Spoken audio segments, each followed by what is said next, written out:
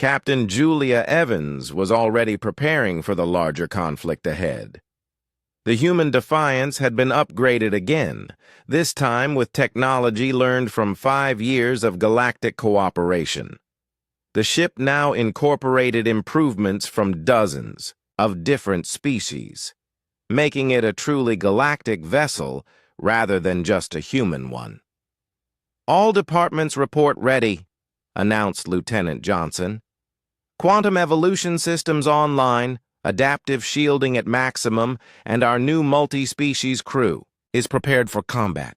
Julia looked around her bridge at officers from 7 different species, all working together with a coordination that would have been impossible under Council rule. "Then let's show the Eternal Dominion what a free galaxy can accomplish when it works together." The war for galactic freedom was about to begin again. But this time, humanity wouldn't be. Captain Jake Morrison stared at the display screen in front of him. The numbers made no sense. His ship, the New Horizon, had been traveling through space for 3 months. They were the first humans to leave their solar system with the new faster-than-light drive. Everything had gone well until now. "Captain, we have a problem," said Dr. Lisa Turner from her station. She was the ship's expert on alien life, not that they expected to find any. "There's something big out there, really big." Jake looked at the readings again. The object was massive, bigger than any ship humans had ever built. It was also moving toward them at incredible speed. "Could it be a space rock?" Jake asked. "No, sir," replied Lieutenant Bobby Chen from the navigation console. "It's definitely artificial, and it's slowing down. Whatever it is, it wants to meet us." Jake felt his heart beat faster. This was it. First contact with alien life. Every human had dreamed of this moment for hundreds of years. But now that it was happening, Jake felt scared more than excited. "All stations, prepare for contact," Jake announced over the ship's communication system. "This is not a drill. We are about to meet our first alien visitors." The alien ship was enormous. As it came closer, Jake could see it was at least 10 times bigger than the New Horizon. Its design was strange, with curved surfaces and materials that seemed to change color in the starlight. It looked beautiful, but also dangerous. "Captain, they're sending us a message," said Communications Officer Mary Rodriguez. "It's in perfect English." "Put it on the main screen," Jake ordered. The screen filled with the image of a tall, thin creature. Its skin was green and covered in small scales. Its eyes were large and yellow, and its mouth was filled with sharp teeth. When it spoke, its voice was calm and polite. "Greetings, primitive vessel. I am Ambassador Kethaval of the Galactic Confederation. You have entered space that belongs to civilized species. Please prepare to be escorted to a safe location for processing." Jake stood up from his captain's chair. He had practiced this moment many times, but his mouth felt dry. "This is Captain Jake Morrison of the human vessel New Horizon. We come in. Peace. We're explorers from the planet Earth." The alien tilted its head slightly. "Humans. Yes. We have detected your species. You are very young, very primitive. Do not worry. The Confederation will take good care of you." Dr. Turner moved closer to Jake. "Captain, something about this doesn't feel right," she whispered. The alien continued speaking. "Your species shows promise, but you lack proper guidance. You will be brought into the Confederation as junior members. This is a great honor. Many species would be grateful for such an opportunity." "Junior members?" Jake asked. "What does that mean exactly?" "It means you will serve the greater good of galactic civilization. Your people will be given useful work. Your soldiers will help maintain peace. Your scientists will assist advanced species with simple tasks. In return, you will receive protection and guidance. Jake felt anger rising in his chest. The alien was talking about humans like they were children who needed supervision. Ambassador Kethaval, we appreciate your offer, but we'd like to discuss this with our government first. We're not authorized to make decisions for all of humanity. The alien's expression changed slightly.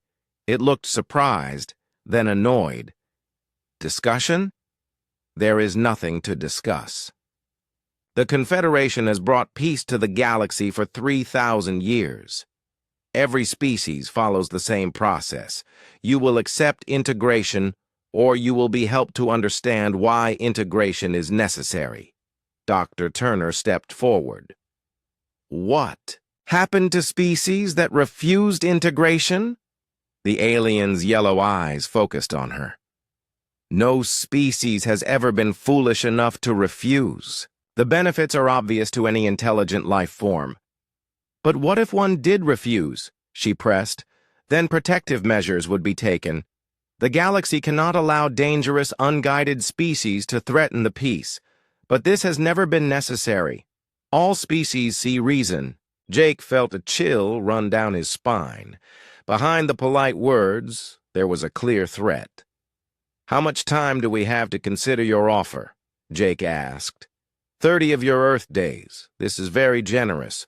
Most species are given only 7 days. But humans show unusual stubbornness. The Confederation Council decided to allow extra time for your primitive minds to understand the situation. The alien's image flickered and disappeared. The communication ended. Jake sat back down heavily in his chair. Around him, his crew looked shocked and worried. Dr. Turner? What do you think? Jake asked. I think we just met space bullies, she replied. They're not offering partnership. They're demanding submission. Lieutenant Chen turned from his station. Captain, they've moved their ship to a position where they can monitor all our communications. They're also scanning our ship with some kind of energy beam. Are they trying to damage us? Jake asked. No, sir. I think they're studying our technology, learning how our systems work. Jake activated the ship's internal communication system. All hands, this is the captain.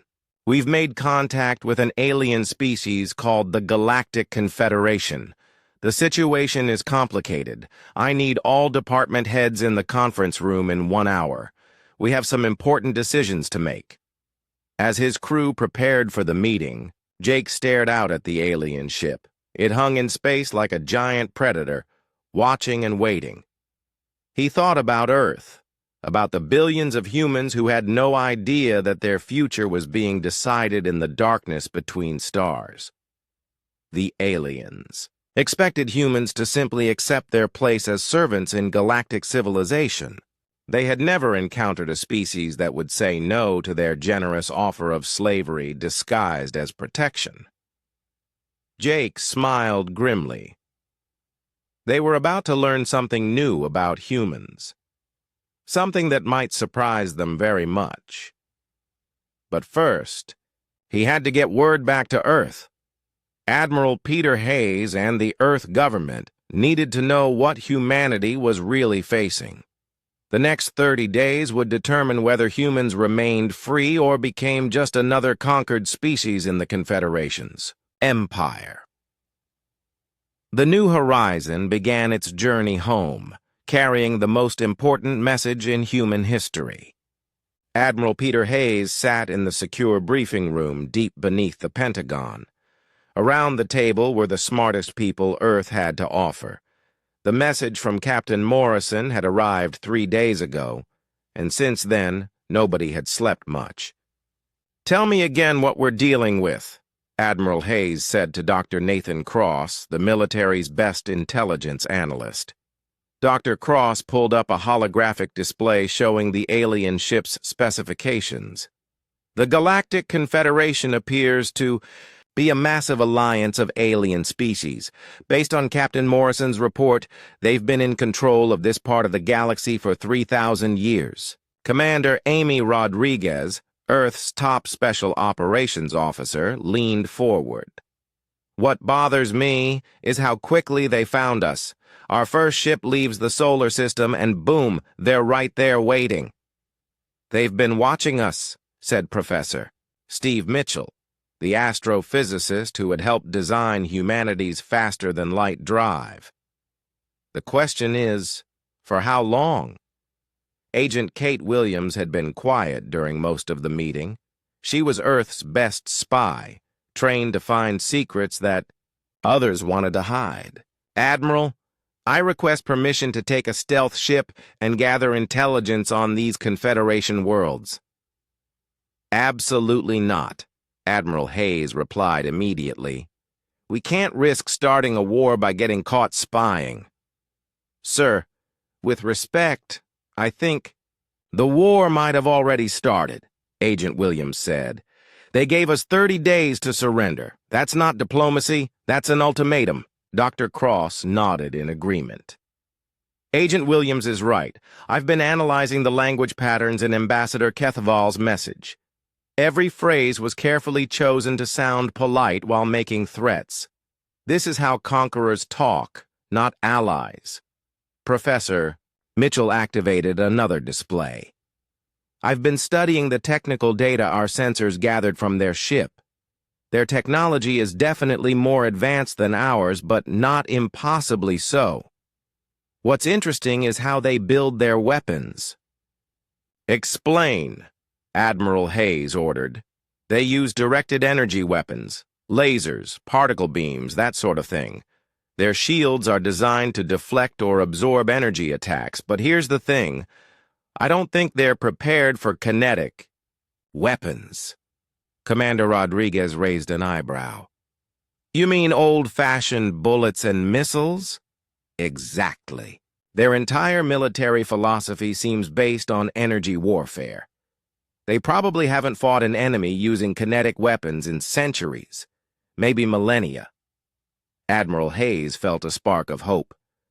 Are you saying we might have an advantage? Potentially, yes, but we need more information.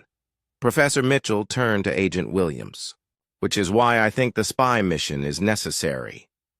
Agent Williams smiled. I've already identified 3 Confederation worlds within range of our stealth ships. We could gather intelligence without them ever knowing we were there. Admiral Hayes thought for a long moment. The risk was enormous. If Agent Williams was caught, it could give the aliens an excuse to attack Earth immediately. But if they did nothing, they would be fighting blind. All right, but you don't go alone. Commander Rodriguez, select a team of your best people. And Professor Mitchell, I want you to design weapons specifically to exploit their weaknesses. Over. The next 2 weeks, Agent Williams and her team gathered intelligence that shocked everyone. The Confederation wasn't the peaceful alliance it claimed to be. It was an empire built on conquest and slavery. Agent Williams transmitted her reports. From hidden positions near Confederation worlds. Admiral, you need to see this. I'm uploading video data from the planet Kelthara. The images showed massive industrial complexes worked by millions of alien beings. These weren't Confederation citizens. They were slaves from dozens of conquered species, all working to build ships and weapons for their masters. How many species are enslaved? Admiral Hayes asked during a secure communication. At least 20 that I can identify, Agent Williams replied.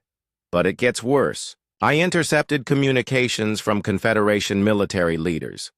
They're not just planning to make humans junior members. They want to use human soldiers as shock troops for their next expansion war. Dr. Cross had been analyzing Confederation historical records that Agent Williams had stolen. Admiral, I found the pattern. Every species that joins the Confederation follows the same path. First, they're offered junior membership. Then they're gradually stripped of rights and independence. Within 50 years, they're completely enslaved. Commander, Rodriguez returned from her own mission with equally disturbing news. Sir, I observed Confederation military exercises. They're practicing planetary bombardment techniques. If a species refuses to join them, they don't negotiate.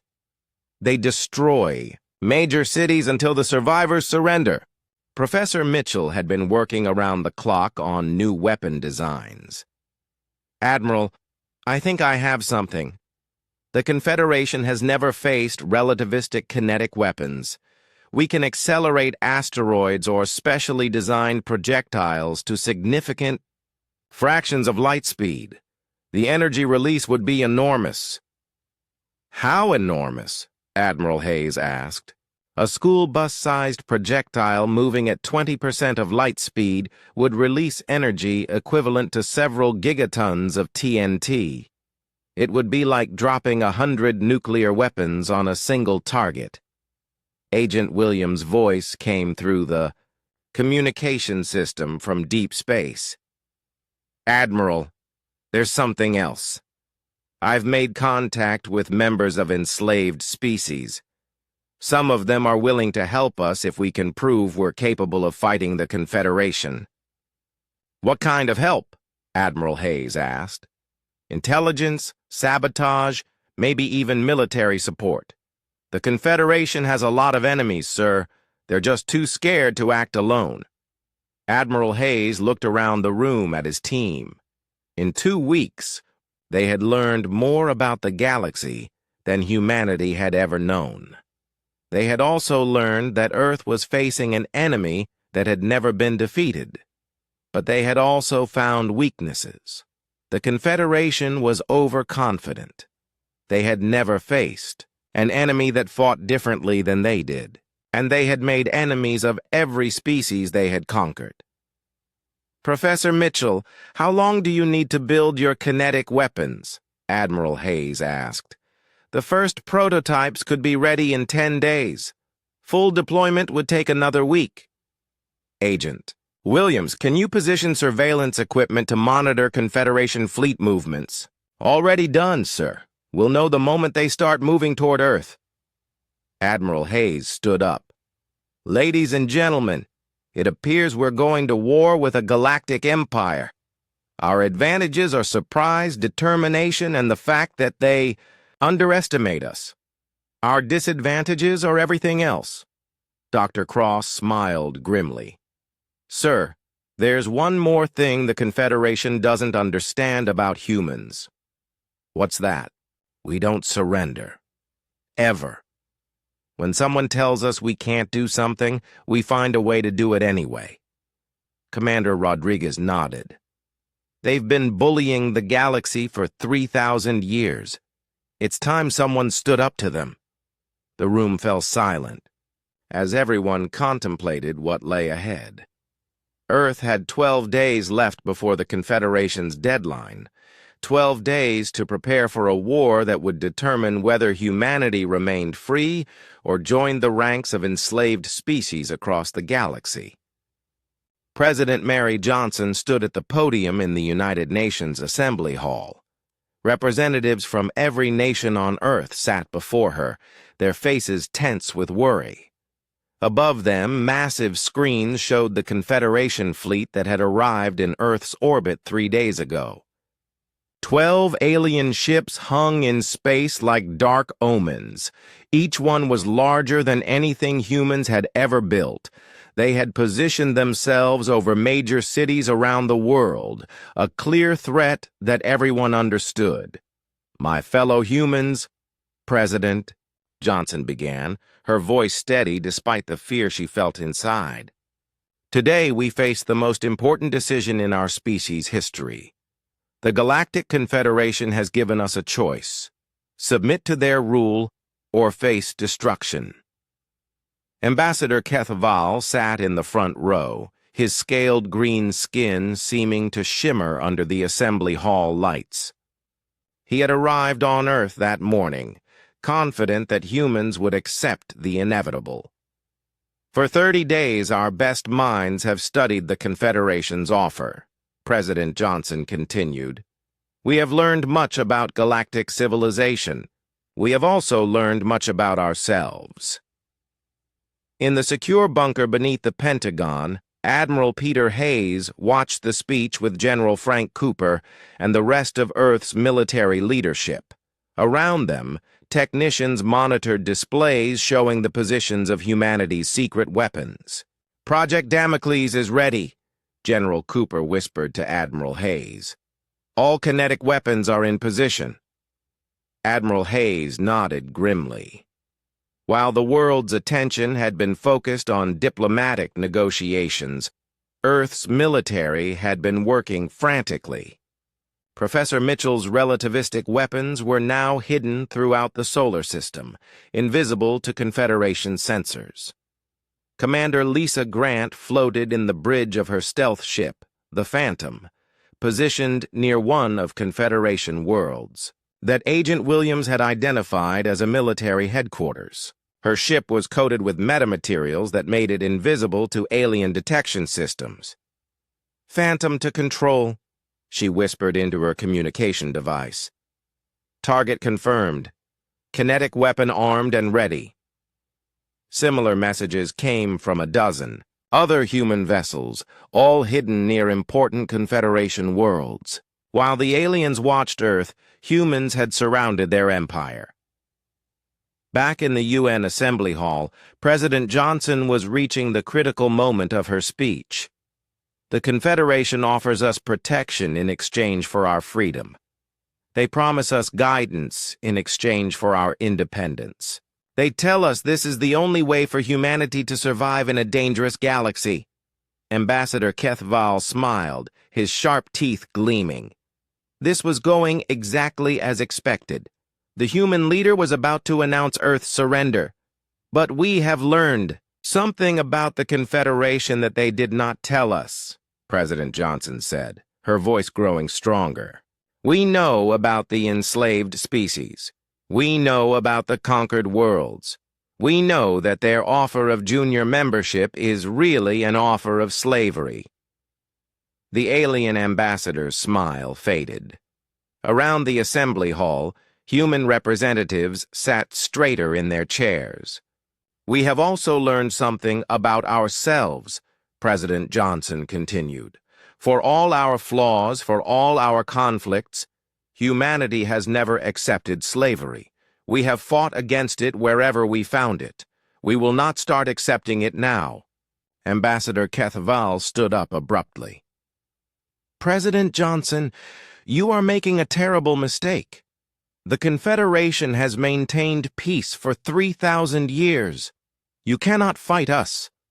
President Johnson looked directly at the alien ambassador. "You're right. We can't fight you. Your technology is more advanced. Your ships are more powerful. Your weapons are beyond anything we can build." The ambassador relaxed slightly, thinking the human was about to surrender after all.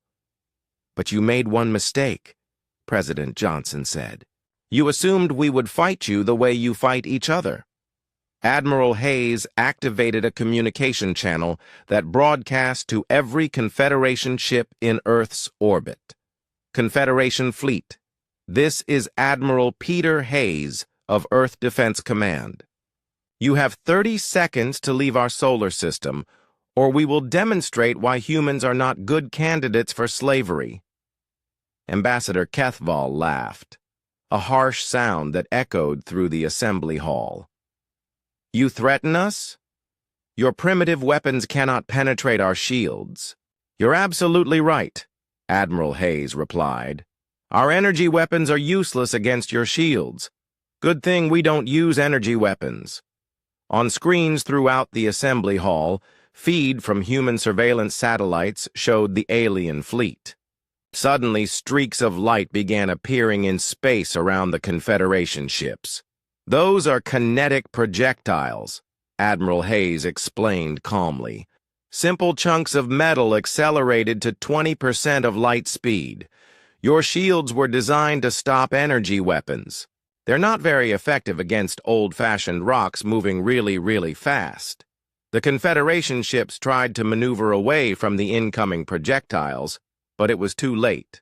The kinetic weapons slammed into their hulls with devastating force. 3 alien ships exploded immediately. The others were severely damaged. Ambassador Kethval stared at the screens in shock. Impossible. No species fights with kinetic weapons.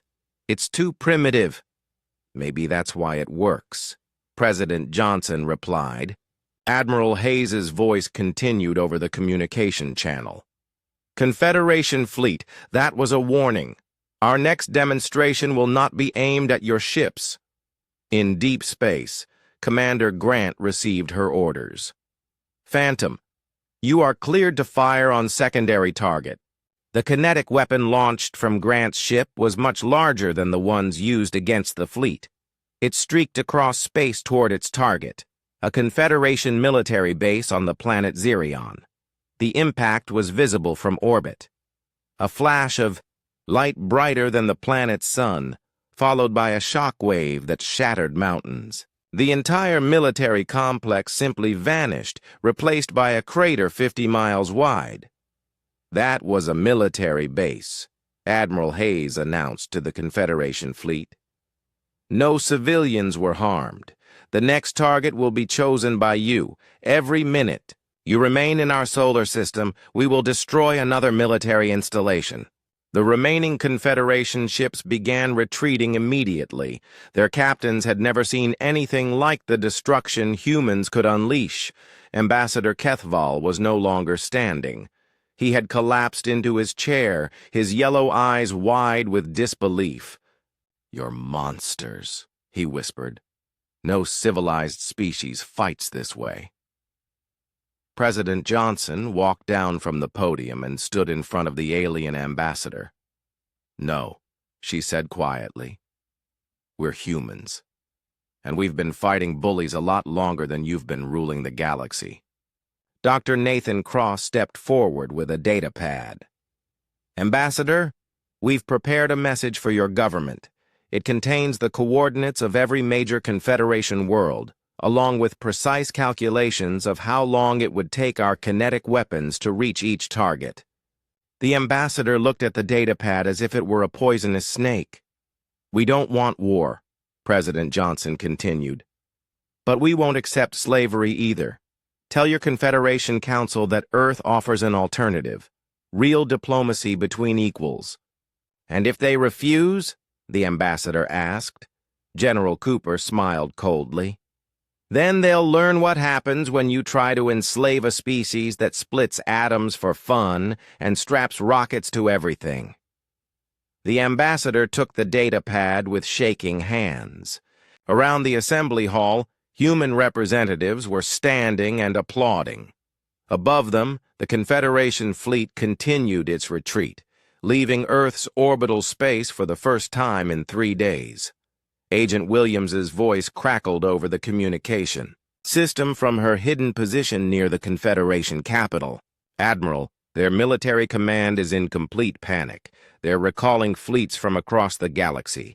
I don't think they've ever faced an enemy that could strike at their homeworlds." Admiral Hayes allowed himself a small smile. The first phase of humanity's war for independence was complete. Earth was free, for now. But the real test would come when the Confederation decided how to respond to a species that had dared to say no. In her stealth ship, Commander Grant was already moving to her next position. Around the galaxy, other human vessels were doing the same, always watching, always ready. The age of human submission was over before it had begun.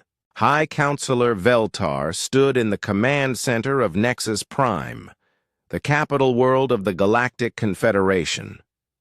Around him, military advisors and fleet commanders argued in a dozen different alien languages.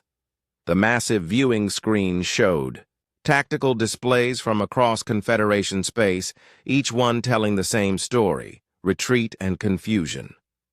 Explain to me again how a primitive species destroyed 3 of our warships, Veltar said, his voice cold with anger.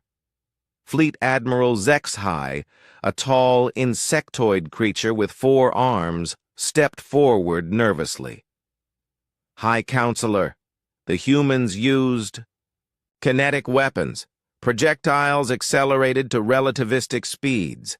Our shields were not designed to stop such attacks. Kinetic weapons? Veltar's voice rose in disbelief. No civilized species has used kinetic weapons in over 2,000 years. It's barbaric. Nevertheless, it was effective, Admiral Zexhai replied. The impact energy was equivalent to multiple gigaton explosions. On Earth, Captain Tony Rodriguez sat in the command center of Orbital Defense Station Alpha, a secret facility built inside a hollowed-out asteroid. Around him, technicians monitored displays showing Confederation fleet movements across the galaxy. Captain, we're receiving intelligence from Agent Williams, reported sensor operator Julie Martinez. The Confederation Council is meeting in emergency session. Captain Rodriguez activated the secure communication channel. Agent Williams, what's the situation? Agent Williams's voice came through clearly despite her position deep in Confederation space. Captain, they're debating their response. About half the Council wants to negotiate, the other half wants to make an example of Earth. Which side is winning? Captain Rodriguez asked. The hardliners, unfortunately. High Counselor Veltar is convinced that any compromise will be seen as weakness by other Confederation species. Dr. Sandra Lewis, the physicist monitoring Earth's kinetic weapons systems, looked up from her console. Captain, if they decide to attack, how many ships are we looking at? Agent Williams's reply was grim. Intelligence suggests they're assembling a fleet of over 200 warships. They plan to overwhelm Earth's defenses through sheer numbers. Captain Rodriguez felt his stomach tighten. Earth's kinetic weapons were devastating, but they took time to recharge and reposition. Against 200 ships attacking simultaneously, even their advanced weapons might not be enough. Back on Nexus Prime, High Counselor Veltar had made his decision. The humans must be taught that the Confederation does not negotiate with primitives, he announced to the assembled council. We will demonstrate what happens to species that refuse our generous offer of membership. Military Commander Thexvor, a massive creature covered in chitinous armor, activated a star map showing Earth's location. High Counselor, our fleet can reach the human system in 6 days. We will destroy their major cities and industrial centers. The survivors will beg to join the Confederation. What about their kinetic weapons? Asked Counselor Rilana, one of the few voices urging caution. Primitive toys, Commander Thexvor replied dismissively. They caught us off guard once. It will not happen again. Our fleet will approach from multiple vectors simultaneously. They cannot target all of us. High Counselor Veltar smiled, showing rows of sharp teeth. Excellent. Issue the orders. The human infestation will be eliminated within the week. Agent Williams transmitted the news to Earth immediately. They're coming. 200 ships, arriving in 6 days. Admiral Hayes, they're not planning to accept surrender this time. They want to make an example of humanity. Admiral Hayes convened an emergency meeting of Earth's military leadership. Around the conference table, the faces were grim but determined. 200 ships, General Cooper said, reviewing the intelligence reports. That's more than we anticipated. Professor Mitchell looked up from his calculations. Our kinetic weapons can destroy maybe 50 ships before they reach Earth. After that, we'll be overwhelmed. What about the weapons positioned near Confederation worlds? Asked Admiral Hayes. Captain Rodriguez answered via communication link from his orbital station.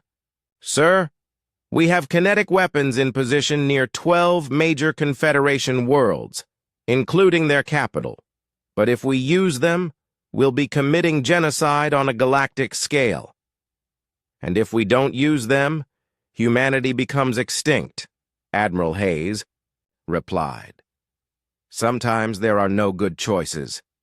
Dr. Lewis had been studying the tactical situation. Admiral, what if we don't target populated worlds? What if we target something that would demonstrate our capabilities without killing billions of civilians? What do you have in mind? Admiral Hayes asked. Keflos. It's a major military world, but the population is mostly soldiers and support staff.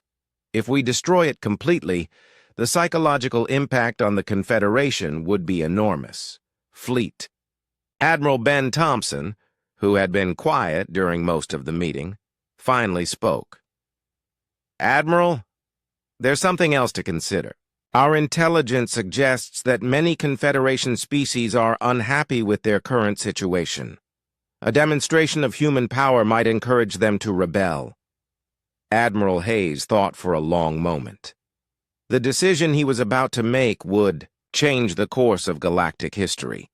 But humanity had come too far to surrender now. Do it, he said finally. Target Keflos. Show the Confederation that humans keep their promises. In deep space, Commander Lisa Grant received the order aboard her stealth ship. The target was clear. Keflos, a fortress world that served as the Confederation's primary military training center. This is for every species that was forced to bow to Confederation rule, Grant whispered as she activated the kinetic weapon system. The projectile that launched from Grant's ship was the largest humanity had ever built. It was essentially a small asteroid, accelerated by magnetic fields to 25% of light speed. The energy it would release upon impact was almost unimaginable. On Keflos, General Korthax was reviewing defensive preparations when his sensors detected something impossible. A small object was approaching the planet at relativistic speed. "What is that?" he demanded. "Unknown, sir," replied his sensor operator. "It's too small to be a ship, but it's moving too fast to be natural." General, Korthax had exactly 30 seconds to realize what was about to happen. 30 seconds to understand that the humans had just declared war on the entire Galactic Confederation. The impact was visible from 3 star systems away. Keflos, a world that had stood unconquered for 1,000 years, simply ceased to exist. The kinetic weapon punched through the planet's crust and mantle, releasing energy equivalent to a stellar explosion. What had been a world became an expanding cloud of superheated gas and debris. The shock wave of the explosion destroyed every Confederation ship within the system. Military bases on nearby moons were vaporized by radiation and debris. In less than a minute, the Confederation's most important military stronghold was gone. On Nexus Prime, High Counselor Veltar watched the destruction in stunned silence. Around him, his advisors were screaming contradictory orders and updating casualty reports. "How many soldiers were stationed on Keflos?" Veltar asked quietly. 12 million, sir," replied Admiral Zexhai. "All dead." Captain Rodriguez's voice reached every Confederation command center simultaneously, broadcast on all their military frequencies. "Confederation forces, this is Captain Tony Rodriguez of Earth Defense Command. The planet Keflos no longer exists. This is what happens when you threaten human civilians. Your fleet has 24 hours to turn around and go home. If even one Confederation ship enters our solar system, we will target Nexus Prime next." High Counselor Veltar looked at the tactical display, showing the approaching fleet. 200. Ships carrying millions of soldiers all heading toward a species that had just demonstrated they could destroy planets. "Sir, what are your orders?" asked Commander Thexvor. Veltar stared at the empty space where Kephalos had been. For 3,000 years, the Confederation had ruled through superior technology and overwhelming force. No species had ever successfully resisted them. But humans didn't fight like other species. They didn't use energy weapons or follow accepted rules of warfare. They accelerated rocks to impossible speeds and used them to crack planets open like eggs. "Recall the fleet," Veltar said finally. "Sir?" Commander Thexvor couldn't believe what he was hearing. "Recall the fleet," Veltar shouted. "Do you want to be responsible for the destruction of Nexus Prime?" As Confederation ships began turning away from Earth, Admiral Hayes received reports from human agents throughout the galaxy. 17 species had declared independence from the Confederation in the past hour. The empire that had ruled for millennia was cracking apart. The age of human diplomacy was just beginning. Ambassador Ray Peterson walked through the corridors of Haven Station, the galaxy's newest diplomatic center. 6 months had passed since the destruction of Kephalos, and the political landscape of the galaxy had changed completely. Where once the Galactic Confederation had ruled with absolute authority, now dozens of independent species were learning to govern themselves. Peterson was not a typical diplomat. He had been a Marine general before accepting the role of Earth's first galactic ambassador.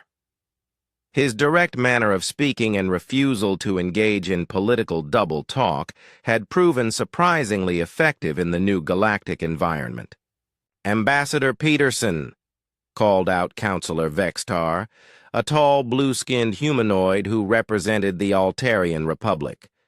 "The Council is ready for your presentation." Peterson nodded and entered the main assembly hall. Representatives from 43 different species sat in curved rows, each delegation representing worlds that had broken away from the Confederation after humanity's demonstration of power. At the center of the hall sat former High Counselor Veltar, no longer the supreme ruler of a galactic empire, but now just another refugee seeking protection. His own people had stripped him of power and exiled him after the Kephalos disaster.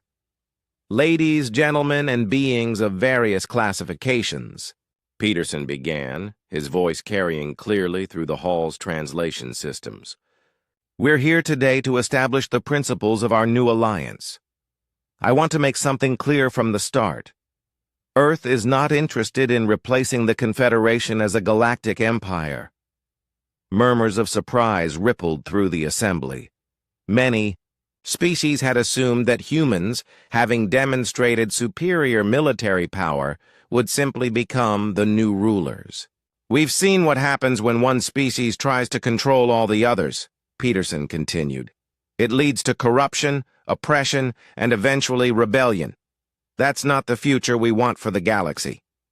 Captain Kelly Martinez floated in the bridge of the UES Earthbreaker, humanity's fastest starship, currently on patrol near the former Confederation border. Her ship's name had been chosen deliberately as a reminder of human capabilities, but her mission was peaceful, ensuring that trade routes remained open and that former Confederation worlds could communicate freely. "Captain, we're receiving a distress signal from the Krellian transport ship Gentle Current," reported Communications Officer Dan Roberts. "What's their situation?" Captain Martinez asked. "They're being attacked by pirates near the Zephyr system. The attackers appear to be former Confederation military forces." Captain Martinez didn't hesitate. "Set course for Zephyr! Maximum speed!" This was the new reality of galactic politics. With the Confederation's iron grip broken, some systems had descended into chaos. Pirates and warlords tried to fill the power. Vacuum, threatening peaceful species that had never needed to defend themselves. But they hadn't counted on humanity's protection. The Earthbreaker arrived at Zephyr in record time. The pirate ships, recognizing the distinctive design of human vessels, immediately ceased their attack and fled. They had all heard stories about what happened to those who threatened human allies. Back on Haven Station, Ambassador Peterson was addressing one of the most difficult issues facing the new galactic order. "The question before us is simple," he said.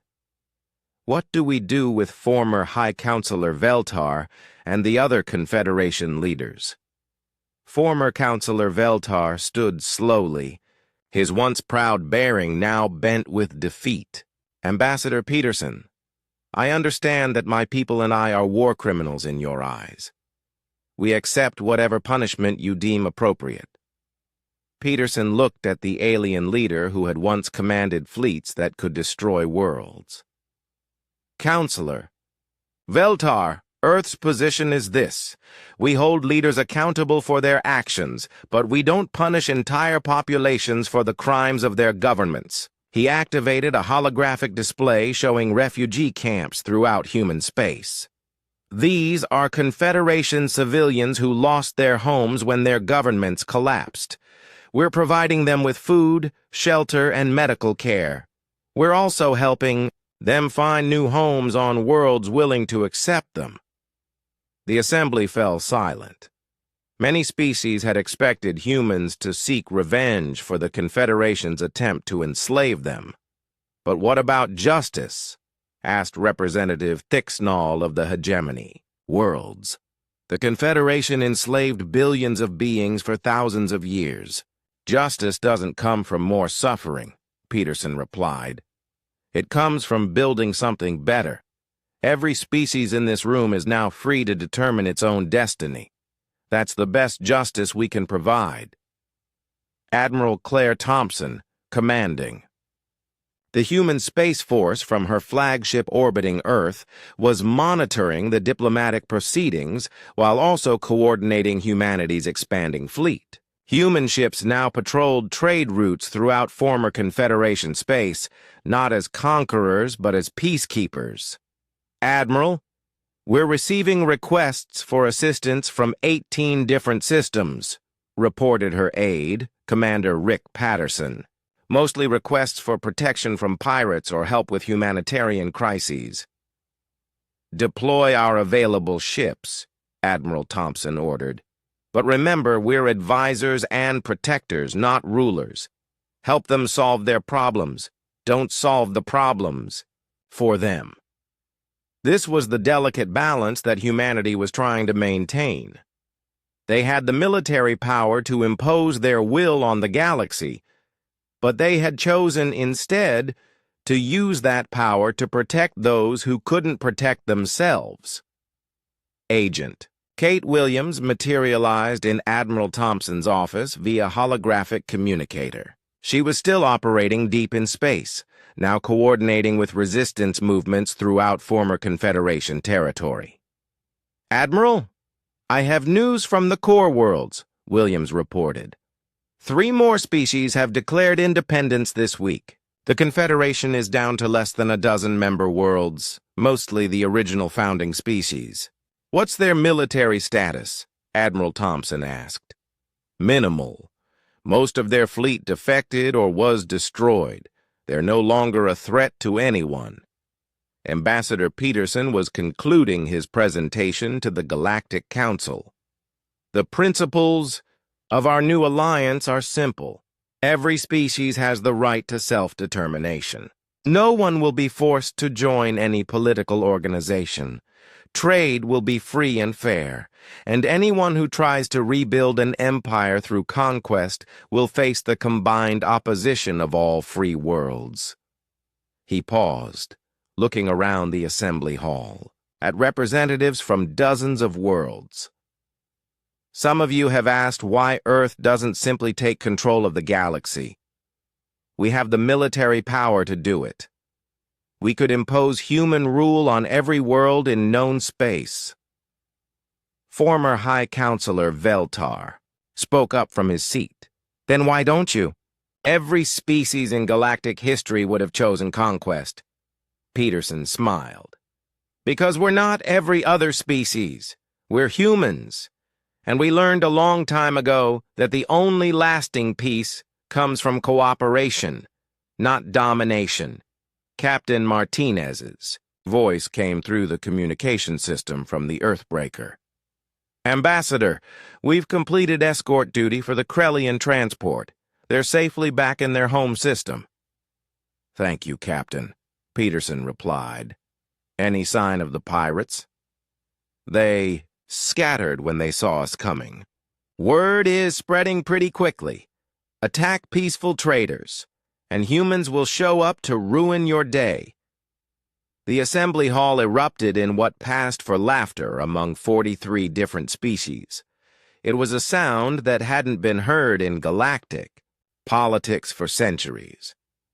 As the session concluded, representatives began filing out to return to their respective worlds. Each carried with them copies of the new Galactic Charter, a document that guaranteed rights and freedoms that most species had never imagined possible. Former High Counselor Veltar approached Ambassador Peterson as the hall emptied. Ambassador, I have a question, the former dictator said quietly. What's that, Counselor? In all my years of ruling the Confederation, I never understood something about humans. You could have destroyed us completely after Kephalos. Instead, you're helping us rebuild. Why? Peterson considered the question carefully. Because destroying our enemies doesn't solve anything. It just creates more enemies. But turning enemies into allies? That changes everything. As Veltar walked away, Ambassador Peterson looked out through the station's massive viewing ports at the stars beyond. Somewhere out there, human ships were protecting trade convoys and delivering supplies to refugee camps. Human diplomats were helping former enemies learn to cooperate with each other. Human engineers were teaching advanced technology to species that had been denied it for millennia. It wasn't the empire that some humans had dreamed of building. It was something better. A galaxy where strength served to protect the weak rather than exploit them. Where diversity was celebrated rather than suppressed. Where the phrase galactic peace finally meant something more than the silence of the conquered. Admiral Thompson's voice reached him through the communication system. Ambassador, the Earthbreaker is requesting permission to investigate reports of Confederation loyalists building a military base in the Outer Rim. Granted, Peterson replied. But remember the rules of engagement. We're peacekeepers, not conquerors. Understood, sir. The galaxy is in good hands. The warning came at dawn on Earth, transmitted through quantum communication channels from the furthest reaches of human space. Agent Kate Williams's voice crackled through static as her deep space reconnaissance ship broadcast the urgent message. Earth Command, this is Agent Williams on Priority Channel 1. We have a situation in the Void Sector. The Confederation is back, and they're not the same enemy we fought before. Admiral Claire Thompson was pulled from her morning briefing to take the call in the Secure Communications Center beneath Geneva. Around her, technicians worked frantically to boost the signal from Williams's ship, which was operating at the very edge of human sensor range. Kate, say again. Did you say the Confederation is back? Admiral Thompson asked. Confirmed, Admiral. But it's not the old Confederation. These ships are using technology we've never seen before. Their hulls appear to be made of some kind of adaptive material that changes properties in real time. Dr. Lisa Turner, now Earth's chief science advisor, leaned over the communication console. Agent Williams, can you describe the technology in more detail? The ships look organic, Doctor, like they were grown rather than built. And they're not using energy weapons or kinetic weapons. They're doing something to space itself, creating gravitational distortions that can crush a ship without ever touching it. Admiral Thompson felt a chill run down her spine. After 3 years of relative peace, humanity had grown comfortable with its role as galactic peacekeepers. Their kinetic weapons had proven effective against every threat they had encountered. But this sounded like something entirely different. "How many ships are we talking about?" Admiral Thompson asked. "I count at least 50 vessels in the immediate area, but, Admiral, I think there are more coming. These ships don't travel through normal space.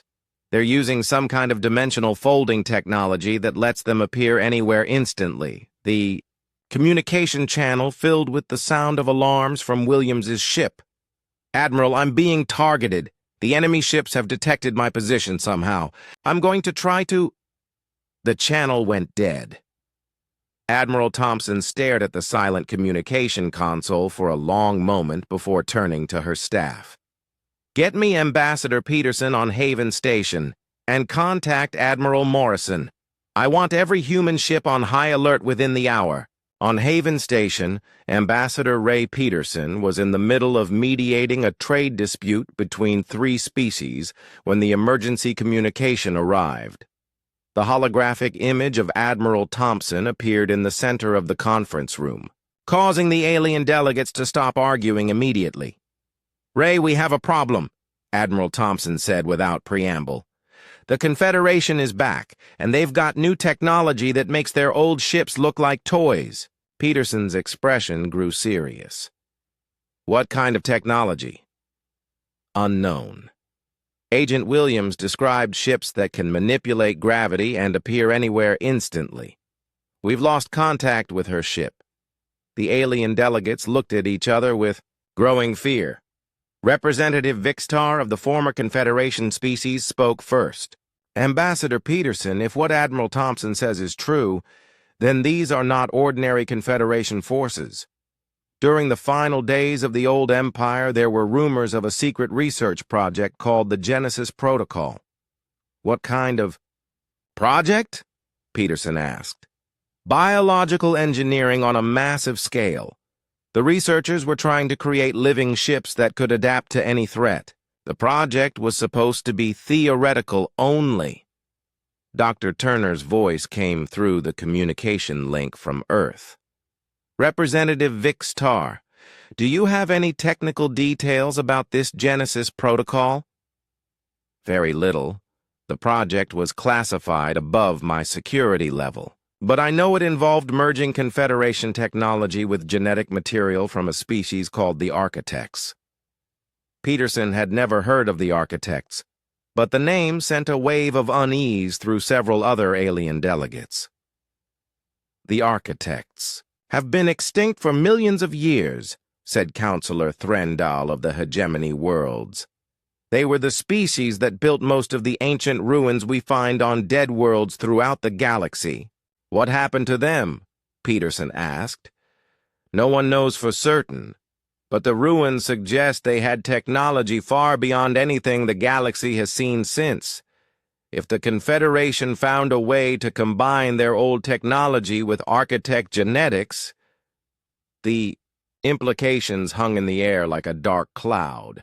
An enemy with both Confederation military knowledge and technology from a species that had once ruled the galaxy would be nearly unstoppable. Admiral Morrison's voice crackled over the communication system from his ship in the frontier zone. "Admiral Thompson, I'm detecting spatial distortions throughout this sector. Whatever these new Confederation ships are doing, it's affecting space-time itself. Jake, get your fleet to a safe distance and observe only," Admiral Thompson ordered. "We need to understand what we're dealing with before we engage." "Understood. But Admiral, I'm reading massive gravitational signatures. It's like someone is folding space into impossible shapes." On the bridge of the UES Liberty, Admiral Morrison watched his tactical displays with growing concern. The spatial distortions were unlike anything in human scientific understanding. Gravity waves rippled through space in patterns that should have been impossible. "Admiral," called out Science Officer Dr. Amanda Foster, "I'm detecting something emerging from the distortions. Multiple contacts bearing down on our position." The main screen filled with an image that made the entire bridge crew gasp. The ships that emerged from folded space looked more like giant sea creatures than spacecraft. Their hulls pulsed with bioluminescent patterns and tentacle-like appendages extended from their sides, reaching out to touch space itself. "Sir, they're scanning us," reported Tactical Officer Commander Lisa Grant. "But not with conventional sensors. I'm reading quantum-level intrusion attempts into our computer systems." "Raise shields and prepare to withdraw," Morrison ordered. "I want full records of everything we're seeing." One of the bioships moved closer to the Liberty, its hull rippling, like water. When it spoke, the voice came from everywhere at once, as if the ship itself was talking. "Human vessel, you are in violation of Galactic Confederation territory. Submit to inspection or face correction." Morrison activated the communication system. "This is Admiral Morrison of the Human Space Force. The Galactic Confederation no longer has authority in this region of space." "Incorrect. The Confederation has evolved beyond your primitive understanding. We have achieved perfect biological and technological integration. Resistance to our authority is no longer possible." Dr. Foster looked up from her console with alarm. "Admiral, their scanning is getting more intrusive. They're somehow reading our genetic information and psychological profiles." "The bioships," voice continued, now with a tone of amusement. "Interesting. The human species shows unusual genetic diversity and adaptability. You will make excellent subjects for integration into our new biological collective." Morrison felt his blood run cold. This wasn't conquest in the traditional sense. These evolved Confederation forces wanted to absorb humanity into some kind of living empire. "All ships, implement Protocol 7 immediately," Morrison ordered over the fleet communication channel. Protocol 7 was humanity's ultimate contingency plan, developed after the first Confederation encounter. If human forces ever faced an enemy that could not be defeated through conventional means, they would withdraw immediately and implement total information security. Within minutes, every human ship in the sector was erasing its navigation computers and implementing quantum encryption on all communication systems. If these bioships could read minds and hack computers, humanity would give them nothing useful to work with. "Admiral," Dr. Foster reported, "the bioships are following us as we withdraw. They're not attacking, but they're definitely studying our movements." Morrison made a decision that would affect the course of galactic history. "Set course for Earth. Maximum speed, and send a message to all human colonies and allied worlds. The galaxy is about to get very dangerous again." As the Liberty and its escort fleet raced toward home, the bioships followed at a distance, their hulls pulsing with alien intelligence.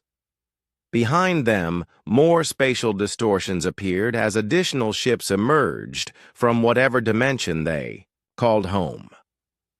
The new Confederation had learned from their defeat.